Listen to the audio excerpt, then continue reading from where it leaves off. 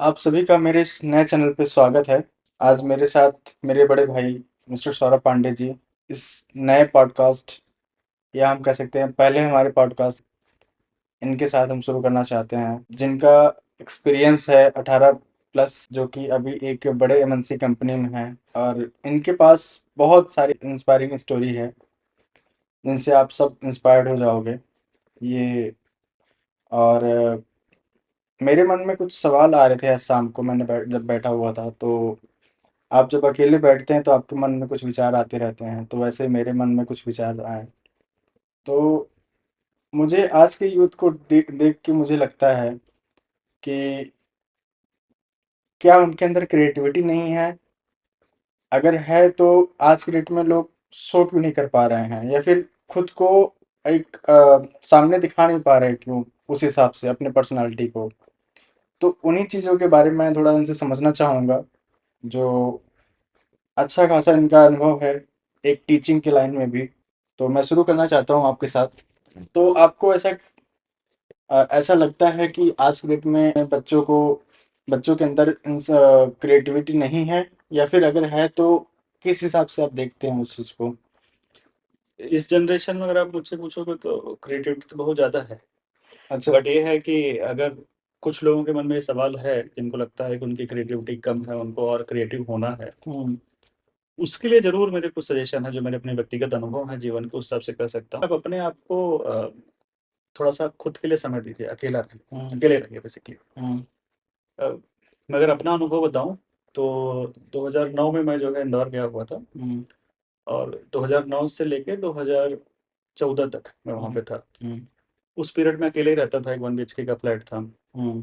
तो रूटीन ऐसा होता था कि सुबह गया, पढ़ाता भी था मैं उसमें। तो हमारा क्या था, हम्म। थोड़ा-सा बैकग्राउंड देता हूँ एग्ज़ैक्टली किस बैकग्राउंड से मैं आया हूँ।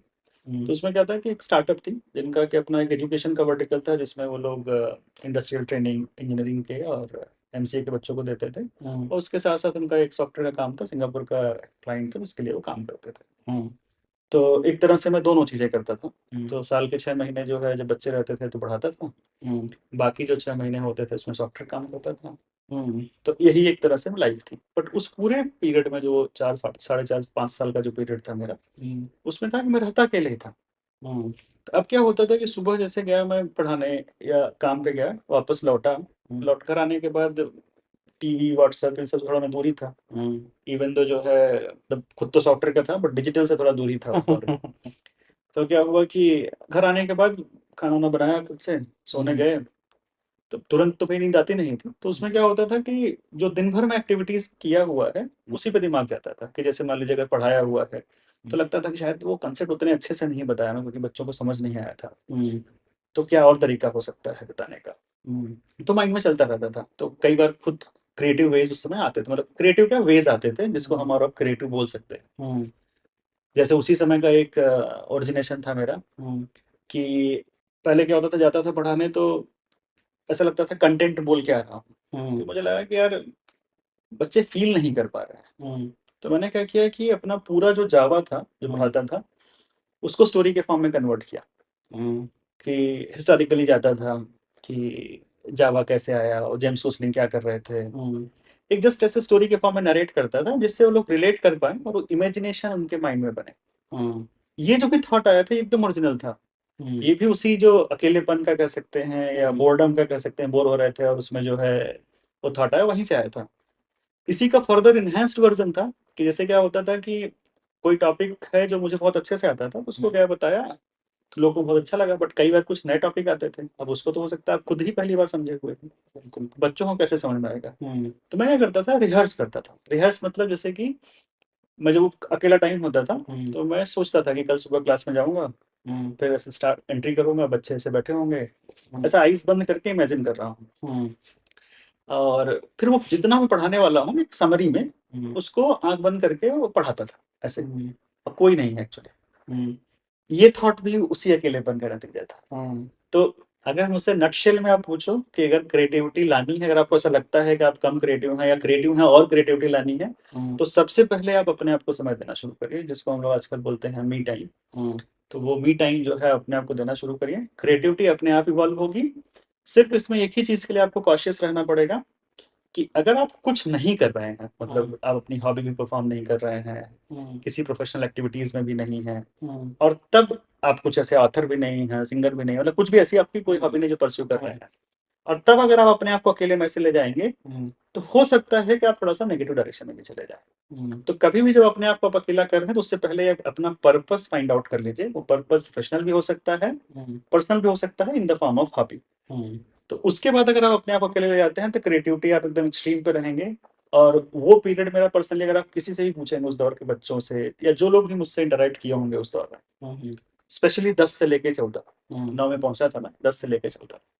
उस पीरियड में मुझे ऐसा लगता था कि इतने ओरिजिनल थॉट्स आते और कुछ तो बहुत मतलब पॉपुलर भी हुए थे, मतलब कभी और समय मिलेगा तो बताऊँगा उसके बारे में। हुँ, बट ये है कि ओवरऑल जो है मेरी लाइफ़ का जो बेस्ट क्रिएटिव हुँ, और इम्पैक्टफुल फेज़ अगर मैं मानता हूँ, मुझे हुँ। लगता है वही 4 साल थे।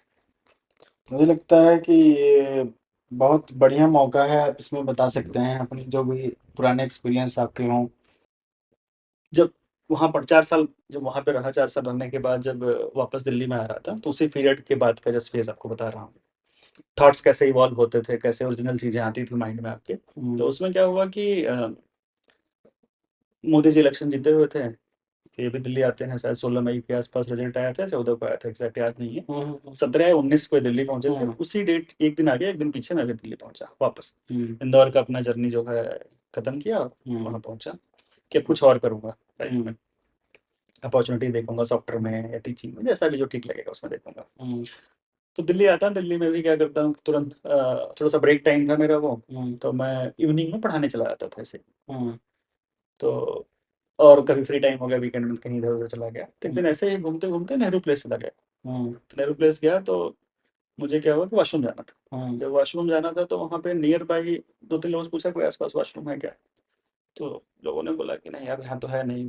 3-4 दुकान पे गया, एक गुमटी वाले के पास गया, उसने बोला भैया है तो एक लेकिन एग्ज़ैक्ट किधर है पता नहीं है। ये ओपन लैंड है यहीं आप चले जाइएगा, हुँ, मतलब खाली जगह है चले जाइए। हुँ, तो काफ़ी देर वेट करने के बाद चूँकि मुझे भी थोड़ा-सा अनबियरेबल पेन होने लगा तो मैं चला गया। हुँ, और उसके बाद ऐसे घूमने ही गया था तो फिर वापस जब लौटा, लौट के मेट्रो में पहुँचा तो मेट्रो स्टेशन पे भी एक वॉशरूम था।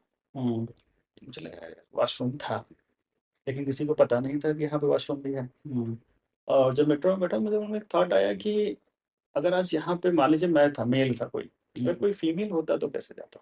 हुँ, और क्या सिचुएशन होती? हुँ, तो मुझे लगा पब्लिक टॉयलेट्स तो हैं, बट वो इन्फॉर्मेशन एक्सेसिबल नहीं है। हुँ, जैसे मेरे पास मोबाइल था, अगर मैं सर्च करता मिल जाता, हुँ, तो मुझे परेशान होने की ईज़िली ज़रूरत पहुँच नहीं सकते थी। हैं आप वहाँ पे। तो मैंने कहा कि एक मैं वेबसाइट और ऐप बनाता हूँ, जिसमें कि अगर कोई भी पब्लिक टॉयलेट सर्च करेगा नियर बाई, हुँ, तो उसको मिल जाएगा। अब ये वो दौर था जब स्टार्ट मतलब मोदी जी का डिजिटल इंडिया शुरू नहीं हुआ था हुँ, और स्टार्टअप का उतना कल्चर भी नहीं था। ऐसा नहीं था, बिल्कुल नहीं था, बट उतना नहीं इंडिया में इवॉल्व हुआ था जितना कि उसके बाद स्टार्ट हुआ। हुँ, तो मुझे लगा कि मैं बनाता हूँ। तो सबसे पहले क्या किया कि गया सर्च किया, कोई हुँ, इन्फॉर्मेशन अवेलेबल ही नहीं है पब्लिक डोमेन में। हुँ, तो मैंने क्या किया कि मैंने एक आरटीआई फाइल किया हुँ, कि दिल्ली गवर्नमेंट के लिए फाइल किया हुँ, और जो है सेंट्रल गवर्नमेंट में भी फाइल किया कि हुँ, मुझे पब्लिक टॉयलेट्स की जो इन्फॉर्मेशन है उसका डेटा हुँ, आप लोग ओपन सोर्स करिए। हुँ, पर्पस भी लिखा। हुँ, तो दिल्ली गवर्नमेंट का तो रिप्लाई आ गया था उस समय कि इस तरह का हमारे पास कोई डेटा अवेलेबल नहीं है हुँ, और हमारा जो मेरा जो आरटीआई था उसको क्लोज़ कर दिया। अच्छा। सेंट्रल गवर्नमेंट का जो लिखा था तो उसपे उन्होंने कहा कि मतलब उसमें मैंने उनको एडवाइस भी दिया हुआ था और हुँ, जो सेंट्रल गवर्नमेंट को लिखा था वो आरटीआई नहीं था, सॉरी, हुँ, वो मैंने मेल ही लिखा था पीएमओ को ही, मोदी जी को ही लिखा अच्छा। था। तो उसमें उनके डिपार्टमेंट से रिप्लाई आता है और हुँ, उसमें मेंशन करते हैं कि मतलब आपका जो सजेशन है हम इसको वेलकम करते हैं हुँ, और आपकी इस रिक्वेस्ट को ministry of water and sanitation को फॉरवर्ड करते हैं। उसमें शायद प्रकाश जावड़ेकर जी वाटर एंड सैनिटेशन डिपार्टमेंट के मिनिस्टर थे, कैबिनेट मिनिस्टर थे। हुँ, तो बोले उनको फॉरवर्ड करते हैं। हुँ, बट मैं इतने पे रुका नहीं। मुझे लगा पता नहीं कब तक करेंगे, क्या होगा? हुँ, तो तब तक मुझे लगा जितनी इन्फॉर्मेशन, जितनी डिटेल्स मैं कर सकता हूँ, मैं उसको करने की कोशिश करता हूँ। हुँ, तो मैंने क्या किया कि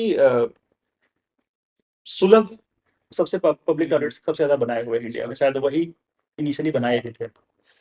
तो मैं सर्च किया, पता चला डॉक्टर बिंदेश्वर पाठक जो फाउंडर हैं और पब्लिक टॉयलेट्स की डिटेल उनके पास हो सकती है। हुँ, तो मैंने उनको मेल लिखा, रीज़न बताया, हुँ, काफ़ी देर तक संघर्ष किया, पर हुँ, ऐसे अपॉइंटमेंट मिल नहीं पा रही थी। हुँ, तो शायद ये मैंने जून या जुलाई से शुरू किया होगा हुँ, फाइनली सितंबर फर्स्ट वीक में या सितंबर अगस्त लास्ट में 2014 में उन्होंने मुझे रिप्लाई उनकी तरफ से, टीम की तरफ से आया, डॉक्टर बिंदेश्वर पाठक जी के साथ आपका अपॉइंटमेंट फिक्स हुआ है और आप आइए। 5 मिनट का उन्होंने समय दिया था। तो मैं जाता हूँ, सुबह सुबह का टाइम रहता है, प्रेयर उनके यहाँ डेली होता है, सुलभ में जो है उनका दिल्ली में ही ऑफिस है। अच्छा। द्वारका साइड में है, पालम करके जगह, वहाँ पे है उनका। तो वहाँ पे क्या है कि वो सुबह सुबह उनका रूटीन है, वो लोग प्रेयर करते हैं और वो प्रेयर जो है उनका खुद का बनाया हुआ प्रेयर है। तो वो अपने हॉल में बैठे हुए थे, वहाँ और लोग भी बैठे हुए थे बात करने के लिए। जब सबसे बात कर ली, मेरा नंबर भी आया, तो मैं उनको प्रेयर कर छुआ और उसके बाद जो है उन्होंने कहा कि बताओ कैसे आना हुआ। और ये कह के उठ गए सीट से वो। अच्छा। और वो प्रेयर हॉल की तरफ चलने लगे। तो बेसिकली मेरे पास वो एक प्रेयर हॉल में पहुंचते उतना ही समय था उनको ये बताने के लिए कि मैं क्यों आया। तो मैंने उनको जो एग्जैक्ट बात स्टोरी बताई, वही स्टोरी उनको बताई मैंने एकदम एग्जैक्टली कैसा सिचुएशन था, ऐसा था।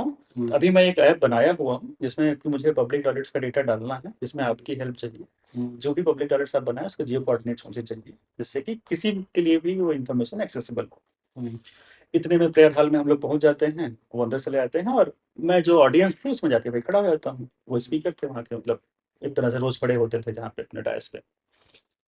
प्रेयर खत्म होता है, उसके बाद डायस पे उनकी स्पीच होने लगती है। तो जब स्पीच होने के शुरू होता है तो उससे पहले ही जो है इशारा करते हैं अपने असिस्टेंट को और मुझे बुलाते हैं, स्टेज पे बुलाते हैं।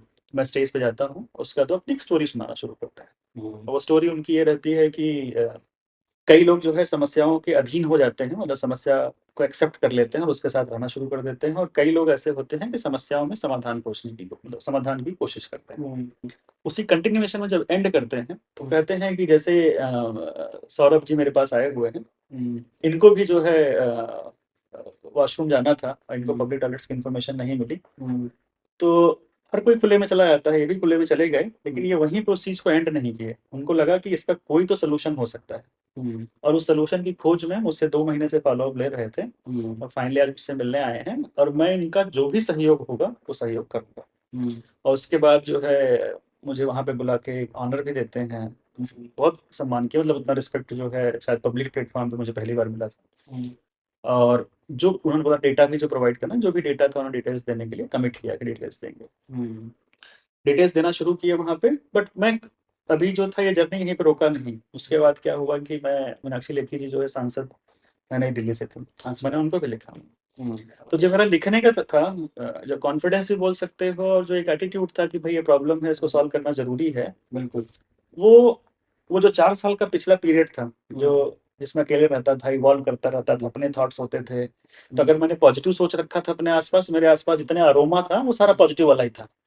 तो मुझे कुछ ऐसा बहुत हेजिटेशन, फियर या ऐसा फीलिंग की कोई बहुत बड़ा है ये भी नहीं था। With all due respect for everybody, मतलब किसी को रीच करना मुझे बहुत हेजिटेशन नहीं लगता था उस दौर में। और वो दौर कैसे निकला था, पोस्ट हो चुका था बहुत ज्यादा, क्योंकि वो 4 साल ऐसा था ना कि आपने सिर्फ और सिर्फ अपने आप को बनाने में और अपने आसपास के जो लोग थे उनको बिल्ड करने इसी में दिया हुआ था।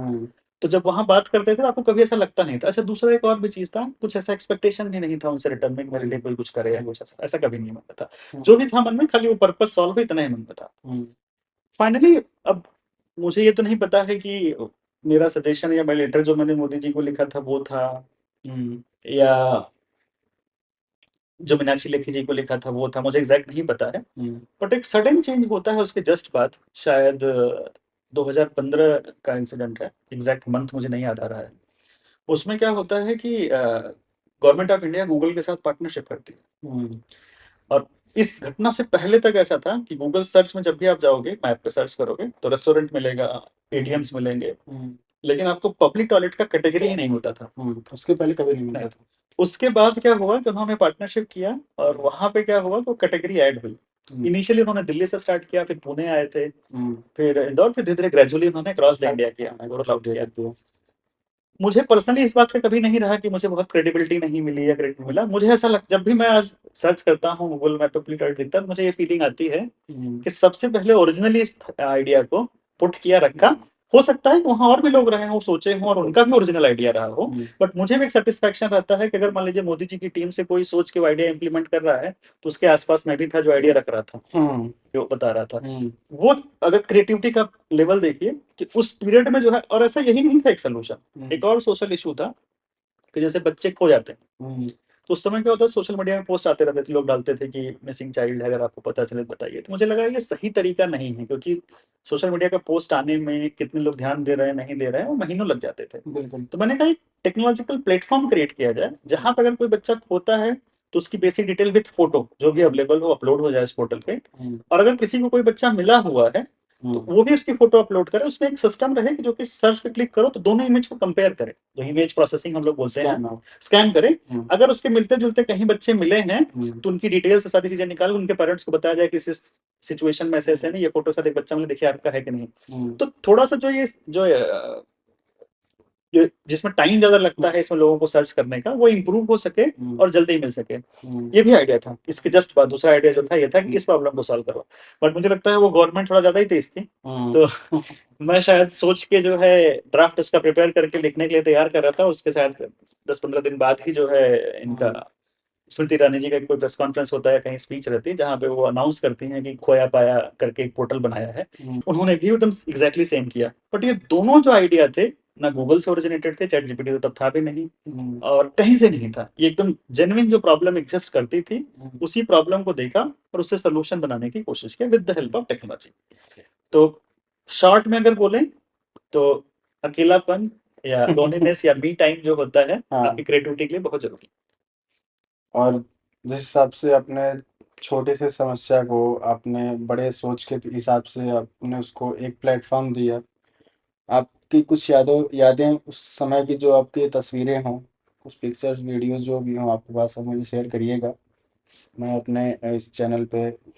फोटोज तो हैं, इंस्टा फेसबुक पे भी अपलोडेड होंगी, शायद उसी डेट में भी अपलोडेड होंगी, हम्म, क्योंकि मेरे लिए भी बड़ा मोमेंट था वो, तो डाला हुआ था। बट मैं आपको निकाल के उसको दे देता हूँ। अब चलते हैं। मैंने आपके बारे में थोड़ा सर्च किया, समझा, और मुझे कुछ चीज़ें मिली जो आपकी पुरानी डायरीज हम बोल सकते हैं, जो इंदौर की डायरीज आपकी हैं। आपको हो सकता है याद भी आ गया होगा इंदौर के नाम से। तो आप थोड़ा उनके बारे में बताइए। आप उन जो बच्चों से, जिन बच्चों से आप कनेक्ट थे और जिनको पढ़ाते थे, समझाते थे, आज उनका तो मतलब बहुत अलग अलग दिशाओं में लोगों ने बहुत अच्छी ऊंचाइयों को अपने चूमा। बट आज उनके बारे में थोड़ा आप बताइए। पहले तो सबसे बड़ा इंटरेस्टिंग है कि मैं टीचर भी कैसे बना। तो भी जैसे एक बुक आई थी और एक शायद मूवी भी आई थी, एक्सीडेंटल प्राइम मिनिस्टर। हम्म, तो उसी से रिलेट करते हुए मुझे ऐसा लगता है कि मैं एक्सीडेंटल टीचर था, हम्म, कि सिचुएशन ने जो है मुझे टीचर बना दिया। हम्म, सिचुएशन ये थी कि जब 2010 में हमारा एजुकेशन वर्टिकल स्टार्ट हुआ वहाँ पे जो स्टार्टअप था, हम्म, तो उसमें एक ट्रेनिंग आई। तो ट्रेनिंग देने जाना था, तो उसमें जो ट्रेनर थे, कुछ मेडिकल इमरजेंसी हो गई, हैदराबाद से आना था उनको, वो आ नहीं पाए। हम्म, तो जो मेरे को फाउंडर थे उन्होंने कहा यार कि जावा का अंडरस्टैंडिंग आपको भी है, 3 साढ़े 3 साल काम किया हुआ था। तो हम्म, उन्होंने कहा कि एक फैकल्टी डेवलपमेंट प्रोग्राम है हम्म, और उनको भी नई चीज़ों पे ही जानना है, एडवांस जावा और इन सब चीज़ों पे ही जानना है, जो कि आपका एरिया ऑफ एक्सपर्टीज है। हम्म, तो आप ही जाके उनको ट्रेन कर दीजिए। हम्म, तो टेक्नोलॉजी के बारे में बताना और 50 लोगों के सामने जाके बोलना दोनों में अंतर था। हम्म, तो बता तो सकता था मैं सिस्टम पे बैठ के, हम्म, बट वहाँ जाके पढ़ाना वो थोड़ा मेरे लिए नया था। हम्म, थोड़ा हेजिटेशन था। मैंने उनसे बोला कि शायद मैं नहीं कर पाऊंगा। तो उन्होंने बोला "अरे कोई दिक्कत नहीं, मैं चलता हूँ साथ में, स्टार्ट में करा दूंगा, अब करना"। हम्म, गया वहाँ पे मैं। जाने के बाद जो है उन्होंने स्टार्ट किया, ट्रेनिंग दिया मैं। मेरे हिसाब से अगर मैं सेल्फ असेसमेंट करूँ और ऑनेस्ट असेसमेंट करूँ, थोड़ा सा मैं बहुत ऑनेस्ट हूँ अपने आप को लेके, हम्म, तो उसमें मुझे लगता है कि वो ट्रेनिंग मेरी जो थी एवरेज या बिलो एवरेज थी। हम्म, हालांकि बाकी लोगों ने ठीक कहा, जो को फाउंडर थे उन्होंने बोला नहीं बहुत अच्छा दिया। हम्म, बट मुझे पता है कि वो एवरेज या बिलो एवरेज थी ट्रेनिंग। हम्म, बट उस ट्रेनिंग के बाद जो कॉन्फिडेंस था कि मैं 50 लोगों के सामने खड़ा होकर बात कर सकता हूँ, अपनी बात कह सकता हूँ, वो जरूर आया। हम्म, तो थोड़ा सा एक कॉन्फिडेंस बढ़ा। हम्म, उसी कंटिन्यूएशन, अब कोई प्लान नहीं है मेरा टीचिंग में जाने का, फिर से जो ट्रेनर थे वो आ गए, सारी चीजें होने लगी। हम्म, उसके बाद क्या हुआ, हमारे यहाँ इंडस्ट्रियल ट्रेनिंग आई, ये 2011 का है। तो उससे जस्ट पहले मुझे लगता है शायद दिसंबर एंड दिसंबर 2010 में और जनवरी 2011, जस्ट वही कुछ हम्म, फर्स्ट वीक या सेकंड वीक रहा होगा। तो उसमें क्या हुआ कि एक दिन ऐसे ही शाम के समय जो इनका एजुकेशन वर्टिकल था उसमें बैठा हुआ था, काउंसलिंग होती थी उनके यहाँ। हम्म, तो जैसे कोई बच्चा आया तो उसको जावा करना है कि डॉट नेट करना है, हम्म, तो पूछ वहाँ बैठ के अपना काउंसलिंग होती थी, बताया जाता था कि अच्छा हम्म, अच्छा। उस दिन मैं भी बैठा हुआ था। हम्म, एक बच्चा आया जो है वो, उसने जो है मतलब बताया कि मुझे जावा करना है। मैंने उससे पूछा, भाई जावा क्यों ट्रेनिंग करनी है आपको? हम्म, काफ़ी देर बातचीत हुई उससे। हम्म, क्यों मतलब उस पे मैंने बहुत सारे पर्सपेक्ट सवाल पूछे, जैसे कि जावा क्यों पढ़ना है? अगर पढ़ते हो तो कैसे पढ़ना चाहिए? समझना कैसे चाहिए? बहुत सारे एस्पेक्ट पे बात हुई। मुझे ये बात करके बड़ा अच्छा लगा। हम्म, उसके बाद मैं अपना फिर से डेवलपमेंट जो विंग था वहाँ चला गया। हम्म, 3-4 दिन बाद जब फ़ॉलो-अप के लिए हमारे सेल्स वालों ने कॉल किया होगा हमको, हम्म, तो बच्चे ने बोला कि हाँ, आऊँगा तो, बट अगर वही पढ़ाएँगे तो। हम्म, तो हम सब लोग मीटिंग में बैठे हुए थे शाम को, जो सेल्स वाले थे वो बताए जो है हमारे को-फाउंडर को कि हम्म, बच्चे 2-4 एक ग्रुप है करीब 5-10 लोगों का, बट वो लोग तभी आएँगे जब ये सौरभ पढ़ाएँगे। तो हम्म, मुझे ऐसा लगा कि वो लेग पुलिंग करते थे ना उस समय, हम्म, मुझे लगा ऐसे खिंचाई करने के लिए बोल रहे होंगे हम्म, कि इतने बड़े तो नहीं हुए हम्म, या इतने अच्छे भी नहीं हुए, हम्म, क्योंकि हमको तो पता पढ़ाया भी नहीं कभी। हम्म, तो काफ़ी जो सीरियस नोट पे डिस्कशन चला गया, तो मेरे को-फाउंडर मुझे साइड में लेके गए, बोले यार अगर ऐसा लोगों को लग रहा है तो हम्म, क्यों नहीं पढ़ाते? हम्म, सुबह का सेशन से ले लेना एक बैच। हम्म, तो मैंने कहा ठीक है, फिर मुझे थोड़ा इंटरेस्ट आया, हम हम्म, काउंसलिंग और करने लगे और बच्चों से बात करने लगे। हम्म, और उस साल जो है टोटल 117 स्टूडेंट्स आए थे। हम्म। और उसके हमारा पहले फर्स्ट उसके पहले कितने? पहला था हमारा ये, फर्स्ट अच्छा, ये ट्रेनिंग फर्स्ट। फर्स्ट ट्रेनिंग था हमारा अच्छा, अच्छा, वहाँ अच्छा। का। और 117 स्टूडेंट्स के आसपास वहाँ आए। हम्म, मैं ऐसा तो ओवरऑल नहीं बोलूँगा बहुत सक्सेसफुल ट्रेनिंग रहा या जैसा रहा, बट टीचर कैसे बना ये उसकी हम्म, कहानी। हम्म। क्योंकि आप उस बैकग्राउंड से नहीं थे। नहीं, आपका कभी बैक उस बैकग्राउंड से कभी नहीं था, कभी ऐसा किया नहीं, काम किया हुआ था बट पढ़ाया हुआ नहीं था। पर्सनली अगर मैं देखूँ तो मैं इस पूरे 4 साल में ये लाइफ मैंने बहुत एन्जॉय की। हम्म, और ये वो दौर था कि टीचिंग प्रोफ़ेशन या काउंसलिंग को लोग बहुत ऐसा एडमायर नहीं करते थे। हम्म, बट उसी दौर में मैंने उस दोनों काम को बहुत ज़्यादा ही एन्जॉय किया, बहुत ज़्यादा एन्जॉय। ऐसा लगता था कि अगर मुझसे कोई फ़ेवरेट काम है तो यही काम है। हम्म, या पढ़ाने के लिए बोल दो, या बच्चों से बात करने के लिए बोल दो। हम्म, और उस बीच में पैसा तो मैंने बहुत नहीं कमाया, हम्म, बहुत सामान्य रूप से रहा। शायद 3 लाख रुपए के आसपास से मैं इंदौर गया था तो था, आया होऊँगा लौट के तो 4 लाख के आसपास था। हम्म, पर ये था कि लोग बहुत कम हम्म, हैं। और आज भी जब मैं देखता हूँ बच्चों को, उस बीच में जो लोग भी मुझसे इंटरैक्ट हुए, बातचीत हुई या बढ़े, हम्म, उनको देख के बहुत सैटिस्फैक्शन आता है। ऐसा इसलिए नहीं कि मैंने उनकी लाइफ में बहुत कुछ कंट्रीब्यूट किया है, हम्म, ऐसा इसलिए कि कम से कम उनकी जर्नी का किसी फॉर्म में मैं भी पार्ट था। हम्म, और उनकी सफलता तो मतलब वास्तविक रूप में उन्हीं की वजह से थी। ऐसा नहीं था मेरी वजह से रही है किसी की भी सफलता, सबकी सफलता उन्हीं की वजह से रही है। हम्म, पर ये है कि मुझे इस बात का अच्छा लगता है कि जो भी वो सफल हो रहे थे, तो भगवान ने मुझे भी थोड़ा-सा भेज दिया था हम्म, कि हल्का-फुल्का क्रेडिट आपको मिल जाएगा, हम्म, जबकि था नहीं क्रेडिट। हम्म, तो एक्सपीरियंस कैसा था वो भी बताया। हाँ, एक और भी चीज़ है इस ओवरऑल में, मुझे एक और भी सीख मिली हम्म, कि जब आप सोसाइटी से ले रहे हो, मतलब हम्म, किसी भी फॉर्म, जैसे मैं सॉफ्टवेयर्स में काम करता हूँ, तो पैसा लेता हूँ। तो जनरली मुझे उस दौर में एक सीख और भी मिली कि जब आपके पास ऐसा हो जाए कि आप बेसिक से ऊपर उठ चुके हैं, हम्म, जो भी आपका बेसिक स्टेज रहा हो, हम्म, हर किसी का बेसिक अलग-अलग हो हाँ, सकता है। अलग अलग होते हैं। जब भी आपको लगता है कि आप उससे थोड़ा बेहतर हो चुके हैं, तो हम्म, आपको ये प्रयास करना चाहिए कि अब आप वापस से सोसाइटी को देना शुरू कर दीजिए, हम्म, रिवर्ट बैक करना। हम्म, तो उस समय एक मूवमेंट स्टार्ट किया था मैंने, आर्ट ऑफ गिविंग। हम्म, तो उसमें क्या होता था कि मेरा ऐसा मानना था हम्म, कि जो सबसे आपकी मोस्ट वैल्यूएबल चीज़ हो, हम्म, आपको वो डोनेट करना चाहिए। हम्म, और ये इंस्पिरेशन कहाँ से आई थी? कर्ण से। कर कर्ण का क्या था कि अच्छा। भाई उनके लिए कवच कुंडल हम लोग सुनते थे कि भाई कवच हम्म, कुंडल उनके सबसे इम्पोर्टेंट, क्योंकि वॉरियर थे वो। हम्म, तो भाई एक योद्धा के लिए वही चीज़ सबसे ज़्यादा ज़रूरी था। हम्म, लेकिन वो भी उनकी जो मोस्ट वैल्यूएबल चीज़ थी, वो भी उन्होंने डोनेट कर दिया था। हम्म, उसके बारे में सोचा नहीं। हम्म, तो मुझे लगा कि एक दिन सेल्फ असेसमेंट किया, वही अकेले बैठा हुआ था, हम्म, कि मेरे लिए सबसे ज़्यादा वैल्यूएबल चीज़ क्या है? तो मुझे हम्म, लगा कि मेरे लिए सबसे ज़्यादा वैल्यूएबल चीज़ ये है कि भाई मेरी लाइफ़ चलती कैसे है? तो चलती ऐसे कि मैं सॉफ्टवेयर में हूँ। सॉफ्टवेयर में हूँगा मतलब जावा का कोड लिखता हूँ। हम्म, तो कोड लिखता हूँ, उससे सॉफ्टवेयर बनता है, वो कोड जावा में लिखा जाता है, जिसकी वजह से मुझे पैसा मिलता है। हम्म, तो मेरे लिए सबसे ज़्यादा वैल्यूएबल जो था वो टेक्नोलॉजी थी। टेक्नोलॉजी। तो मुझे लगा कि क्यों ना यही डोनेट किया जाए। हम्म, तो मैंने वीकेंड्स में 2012 से 2011 के एंड से 12 से मैंने वीकेंड में पढ़ाना शुरू किया फ्री में। हम्म, जहाँ पे किसी को भी ज़रूरत हो, कुछ कंसेप्ट पूछना है, पढ़ना है, प्रोजेक्ट में कोई गाइडेंस चाहिए, हेल्प चाहिए, हम्म, वो भी मैंने लगभग चलाया। 2014 तक तो जो है हम्म, इंदौर में चलाया, 14 के बाद जो है 18 तक दिल्ली में चला। पर्सनैलिटी डेवलपमेंट भी बहुत हुआ, आपका हम्म, खुद का एक्सपोज़र बहुत था, क्योंकि जनरली क्या होता है बाकी किसी प्रोफ़ेशन में अगर जाएँ, या मैं सॉफ्टवेयर में ही खाली रहा होता तो मेरा लिमिटेड इंटरेक्शन था, हम्म, 10 लोग 15 लोग से। हम्म, इसमें क्या होता था कि 117 लोग से दिन भर में मिल रहे हो रोज़, हम्म। तो डिफरेंट डिफरेंट तरीके के वैसे हमने फीडबैक। 4 साल तक चलाया उस चीज को। हाँ, मतलब एक बार तो ऐसा था कि मुझे अच्छे से याद है, 2013 की ट्रेनिंग थी। हम्म, अ, 2013 की ट्रेनिंग लगभग हम लोग के पास 250 के आसपास की स्ट्रेंथ थी और उस बार हमारे पास सीट्स नहीं थी। और मुझे आज भी याद है एक बच्चे का फ़ोन आया था कि पुराना पढ़ाया हुआ था कोई, कि मैंने बोला सर एडमिशन्स तो क्लोज़ हो गए हैं, तो उसने बोला कि सर जो है वो अपना चेयर लगा के बैठ जाएगा, बस उसको आप एडमिशन दे दो। तो ऐसा इसलिए नहीं था, ये इस बात को मैं थोड़ा एम्फसाइज़ करना चाहता हूँ। ऐसा इसलिए नहीं था कि मैं बहुत अच्छा पढ़ाता था, ऐसा नहीं था। ऐसा मुझे ऐसा लग रहा है कि शायद जो एक कनेक्ट एस्टेब्लिश हो जाता था लोगों से, उसकी वजह से लोग जो है बहुत अटैच्ड रहे, बिल्कुल। बहुत जुड़े रहे। और चलिए, बहुत बढ़िया लगा आपसे ये अच्छा स्टोरी, और आपका ये जो आपने जिया है, ये स्टोरी नहीं, इसको हम बोलेंगे आपका ये जो है समय बीता हुआ कल, जिसमें आपने बहुत कुछ सिखाया, बहुत कुछ सीखा भी। तो सीखा तो ज़्यादा है। मिलते हैं हम अगले एपिसोड से ओके। एक नए स्टोरी के साथ। Thank you so much.